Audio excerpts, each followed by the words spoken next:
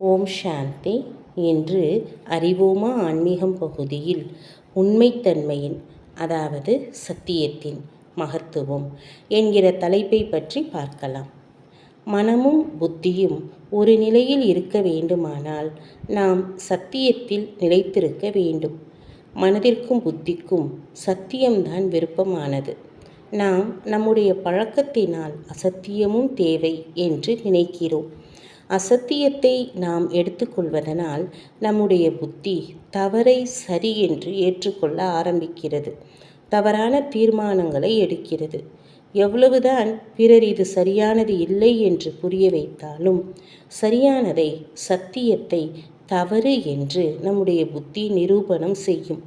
அசத்தியத்தை பின்பற்றும் போது தவறான தீர்மானங்களுக்கான பல விதவிதமான கருத்துக்களை புத்தி எடுத்து கொடுக்கும். மேலும் அதற்கு இனிமையான ரூபத்தையும் கொடுக்கிறது.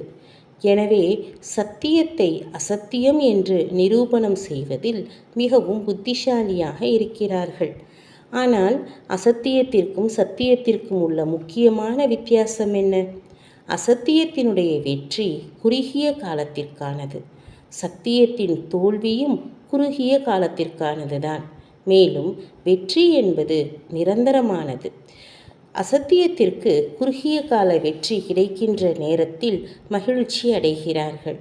ஆனால் அவர்களுடைய மனமும் புத்தியும் சத்தியத்தை விட்டு விலகிச் சென்று விட்டபடியால் அசத்தியத்தின் வெற்றிக்கான காலம் முடிவடைந்து சத்தியம் அந்த இடத்தை பிடித்து கொள்ளும் போது அதிக துக்கத்தை அனுபவம் செய்கிறார்கள்.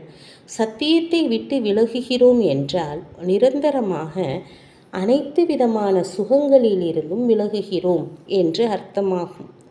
அசத்தியத்தின் பலத்தினால் வெற்றியை அடைந்து தற்பொழுது சந்தோஷமாக இருக்கிறோம். இதை இப்பொழுது கொண்டாடுவோம். எதிர்காலம் என்னவாகும் என்று யாருக்கு தெரியும்? இப்பொழுது நடப்பதை நானும் மறந்து விடுவேன், அனைவரும் மறந்து விடுவார்கள் என்று பலர் நினைக்கிறார்கள்.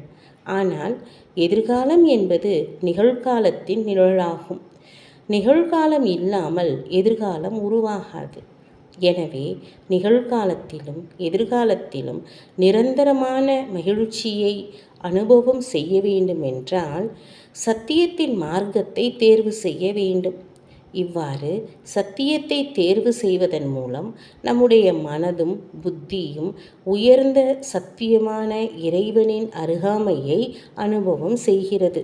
அதனால் மன ஒருமுகப்பாடு என்பது மிகவும் சுலபமாக வந்துவிடுகிறது. ஓம் சாந்தி.